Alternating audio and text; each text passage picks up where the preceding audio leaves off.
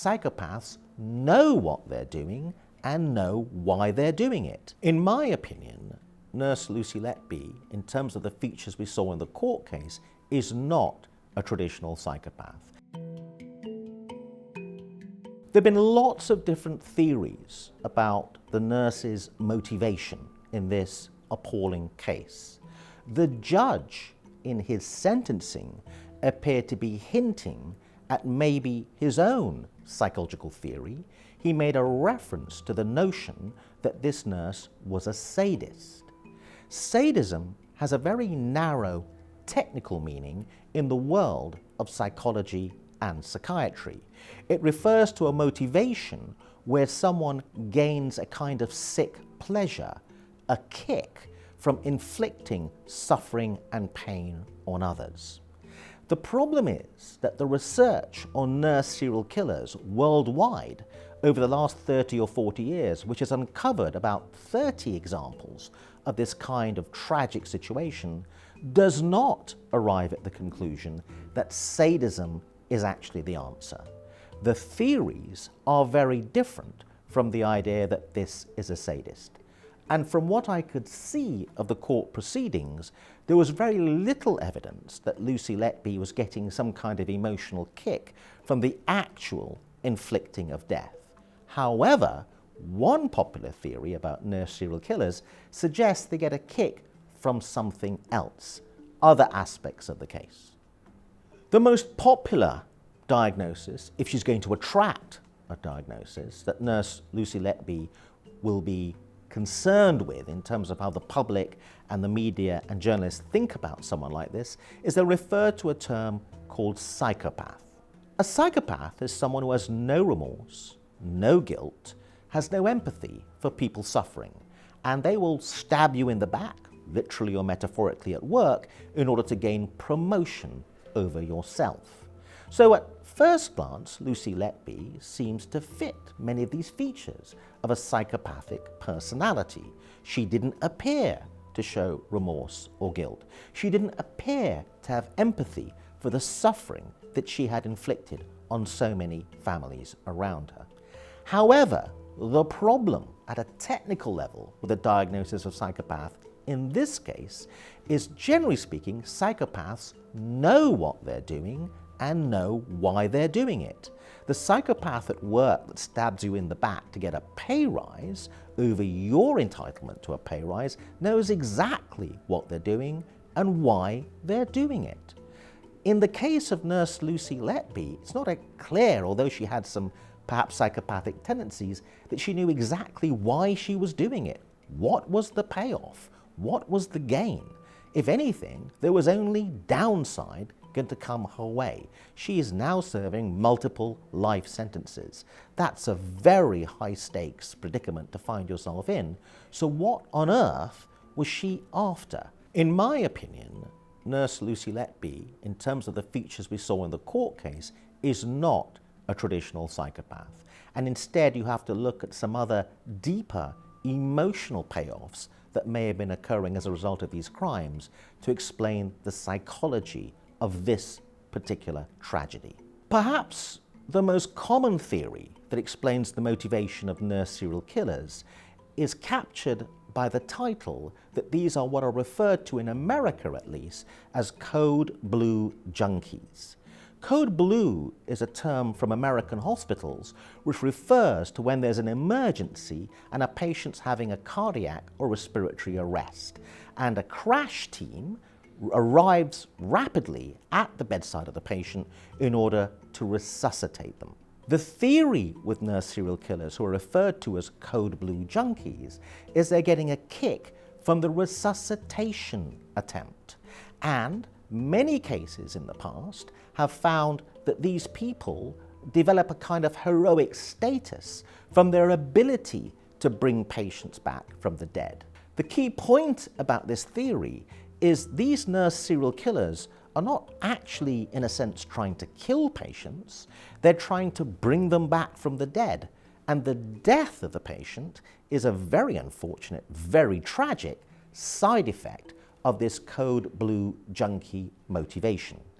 Interestingly, in the case of this nurse serial killer, Lucy Letby, she was present at many of the resuscitation attempts of the babies, which she, in the end, has been found guilty of murdering. In terms of the research into nurse serial killers worldwide, of which there have been about 30 to 40 in the last 30 to 40 years, one of the most common motivations and diagnoses that the researchers have come up with is the notion that these people suffer from a God complex. This is something that many doctors and nurses have been accused of over the years, which is an overpowering sense of their own correctness and rightness as they make life and death decisions over patients. One theory about where this begins to go wrong in the case of the nurse serial killer is, in this case, the God complex means their whole reason for turning up at work is the power they have over life and death. They get to choose who lives and who dies. And there's something about that power that's now become the reason why they turn up at work. And they're getting off on that sense that they get to play God. The really interesting thing about the God complex theory is it suggests that nurse serial killers are better nurses than the average nurse. Sometimes people die at the hands of a nurse because the nurse is incompetent or not very good. The God complex theory suggests that these are better than average nurses. These are often the nurses that are referred to as the best in the hospital, the best on the ward. Therefore, they develop a sense of themselves as gods amongst ordinary people. All the evidence we have from the court case is that nurse Lucy Letby was very highly regarded. One text message exchange between her and someone who has remained an anonymous doctor is that doctor spends quite a lot of time in the text messaging reassuring her that she's an excellent nurse, and even says words to the effect that he wouldn't mind if she was looking after his children. The particular motive in the case of nurse Lucy Letby may not be one single motivation. There may be a variety of different motivations.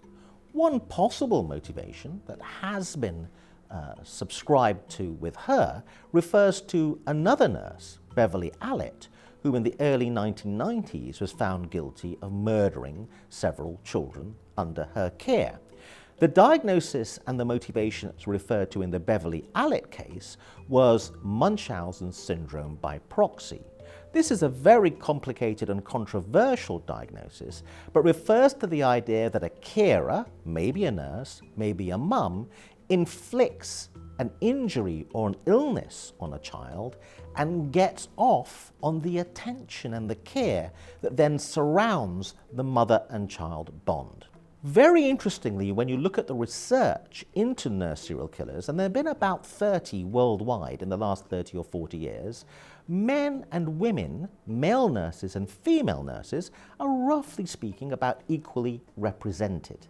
But there becomes a very interesting and striking gender difference when you look at the victims. Male nurse serial killers tend to kill the elderly, vulnerable patients who might be near death, and in every single case of a male nurse serial killer, it's the elderly, vulnerable patient that is their target.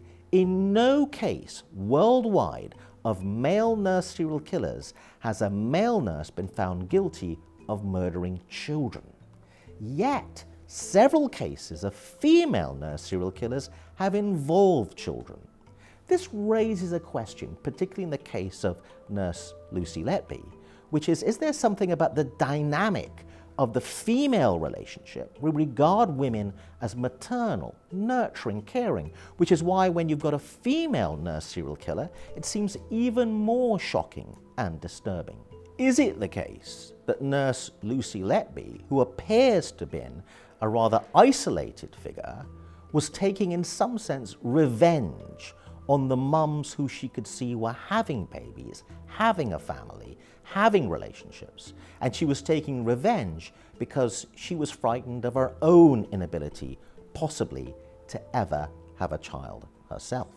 What is unusual in the nurse Lucy Letby case is she has never confessed and always denied absolutely that she was involved in perpetrating these murders. So in my opinion, one of the reasons she did not attend the court and the final day of sentencing was not, as the media has speculated, a malevolent attempt to take even more vindictive pleasure in the suffering of the families. It was more that she has never accepted, perhaps being in a state of very complete denial, that she's guilty of these crimes. Therefore, she wouldn't attend the sentencing. Other nurses who have shown remorse, have shown guilt, and have confessed have attended the sentencing because they have accepted the punishment as necessary and equivalent to their crimes. I don't think Nurse Lucy Letby has accepted that key point. Many people who've received a devastating sentence have prepared themselves for it because they thought it was coming. Someone who's in denial, which may be the case with Nurse Lucy Letby, may not have prepared themselves for the possibility that this was how this tragedy was going to end. Therefore, from the experience of other healthcare professional serial killers, these people are particularly vulnerable to a suicide attempt. After all, they know how to kill other people and kill themselves. Harold Shipman, an infamous, notorious serial killer doctor, killed himself even though he was in custody.